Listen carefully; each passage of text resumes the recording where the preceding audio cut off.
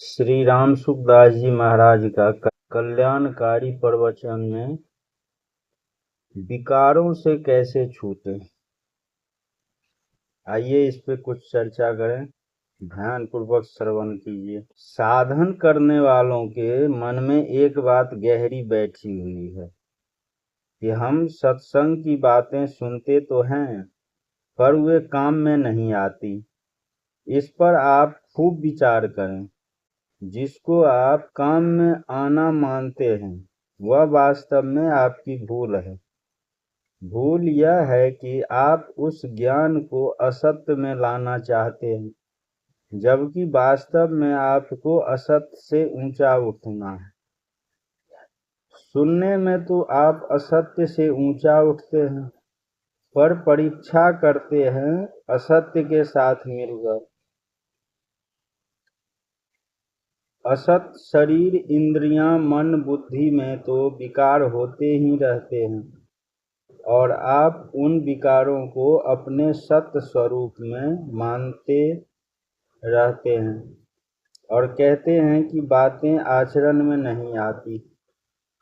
आप साक्षात परमात्मा के अंश हैं, आप में कोई विकार नहीं है, परंतु आपने भूल से असत्य के साथ मैं और मेरा का संबंध मान लिया, अर्थात नाशवान शरीर को तो मैं मान लिया और नाशवान पदार्थों को मेरा मान लिया। इस प्रकार असत्य को मैं और मेरा मानने से आपका असत्य के साथ संबंध जुड़ गया। असत्य कभी निर्विकार रह ही नहीं सकता। असत्य के साथ संबंध जुड़ने से आप असत्य में होने वाले विकारों को अपने में मानते रहते हैं और कहते हैं कि सत्संग की बातें काम में नहीं आती। विकार तो आते हैं और चले जाते हैं, पर आप वैसे के वैसे ही रहते हैं, अतः आप अपने स्वरूप में ही स्थित रहते हैं। माने हुए मैं मेरेपन में स्थित न रहें। अपने स्वरूप में स्थित रहने से आप सुख दुख में सम अर्थात निर्विकार हो जाएंगे। सम दुख सुख स्वस्थ, गीता जी का शब्द। इस प्रकार सत्संग में सुनी बात आपके काम में आ जाएगी। जो स्वरूप में स्थित न होकर प्रकृति में स्थित होता है वही प्रकृति जन्य गुणों का सुख दुखों का भोक्ता बनता है।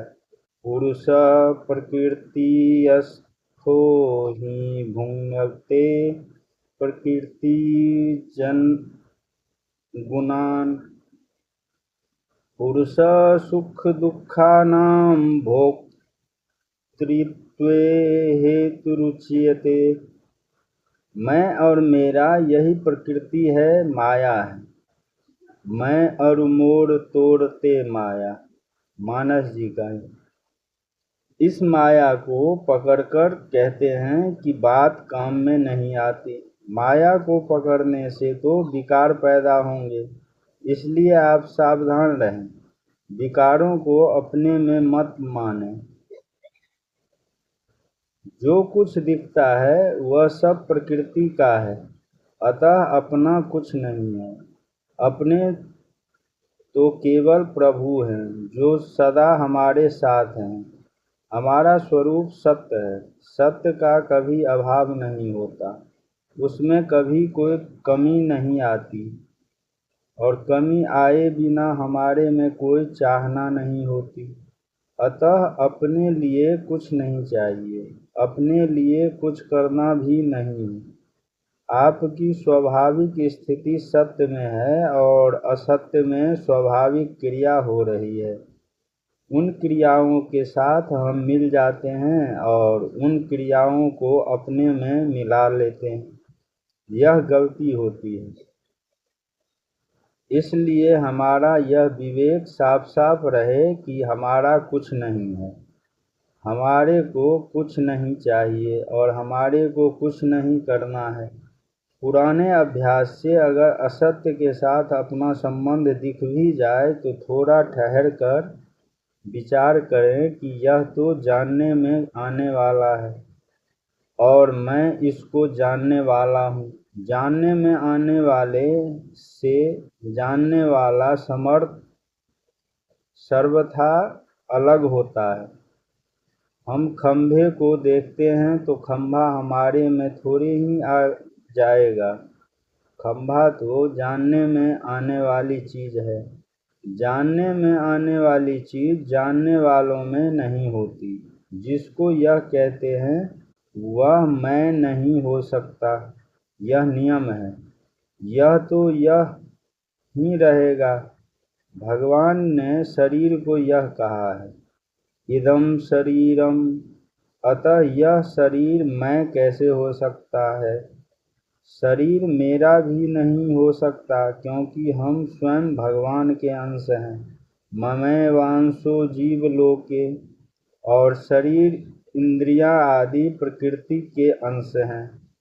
मनः षष्ठानि इंद्रियाणि प्रकृतिस्थानि, अतः शरीर को मैं और मेरा मानना भूल है। जितने भी विकार आते हैं वे सब मन में, बुद्धि में, इंद्रियों में ही आते हैं।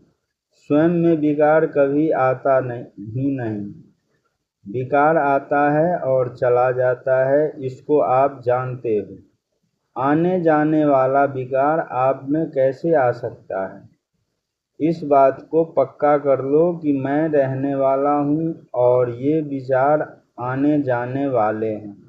विकारों को आने जाने वाले और अनित्य समझकर उनको सह लो, अर्थात निर्विकार रहो।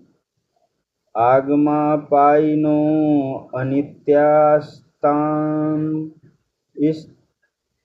स्थितिच्छवः, यह नियम है कि संसार के साथ मिलने से संसार का ज्ञान नहीं होता और परमात्मा से अलग रहने पर परमात्मा का ज्ञान नहीं होता।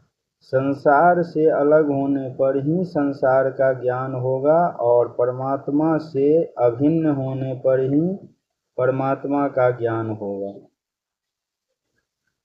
इसलिए यदि असत्य के साथ मिल जाओगे तो न सत्य का ज्ञान होगा और न असत्य का ज्ञान होगा।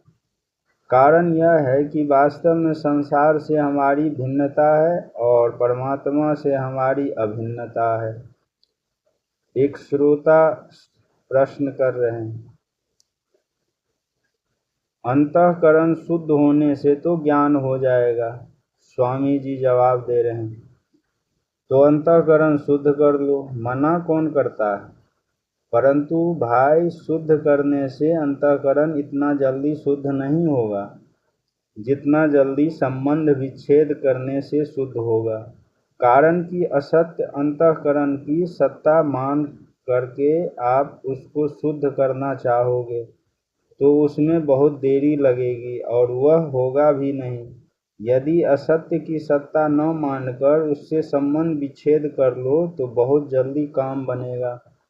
भगवान ने कहा है, इदं शरीरम कौन्तेय क्षेत्रमित्यभिधीयते, अर्थात स्थूल, सूक्ष्म और कारण, ये तीनों ही शरीर इदम होने से अपने से अलग है और क्षेत्र नाम से कहे जाते हैं। जो इनको जानता है वह क्षेत्रज्ञ नाम से कहा जाता है। एतद्यो वेति तं प्राहुः क्षेत्रज्ञ इति तद्विदः, उस क्षेत्रज्ञ की दृष्टि क्षेत्र की तरफ न होकर भगवान की तरफ हो जाए। क्षेत्रज्ञं चापि मां विद्धि, भगवान की तरफ दृष्टि होने से जितनी शुद्धि होगी उतनी अंतःकरण को शुद्ध करने की चेष्टा से शुद्धि नहीं होगी। आप परमात्मा के साथ जितने अभिन्न रहोगे उतनी ही आप में स्वाभाविक शुद्धि आएगी। मन में, इंद्रियों में, शरीर में, व्यवहार में, सब में स्वतः ही शुद्धि आएगी। कारण कि आपने सत्य के साथ अभिन्नता कर ली। मूल चीज पकड़ ली। अब इसमें कठिनता क्या है? बहुत सीधी सरल बात है। आप आने जाने वाले असत्य पदार्थों के साथ संबंध न जोड़कर अपने सत्य स्वरूप में स्थित रहो। जब आप असत्य पदार्थों से सुख लेने लग जाते हो तब असत्य का संग हो जाता है। असत्य का संग करने के बाद आप अंतःकरण को शुद्ध करने के लिए जोर लगाते हैं और समझते हैं कि हम ठीक कर रहे हैं। यही उलझन है, यही असमर्थता है। जोर लगाने पर भी जब काम नहीं बनता तब हताश हो जाते हैं कि भाई हमारे से तो यह काम नहीं बनता। क्यों नहीं बनता? कि आपने असत्य को पकड़ लिया।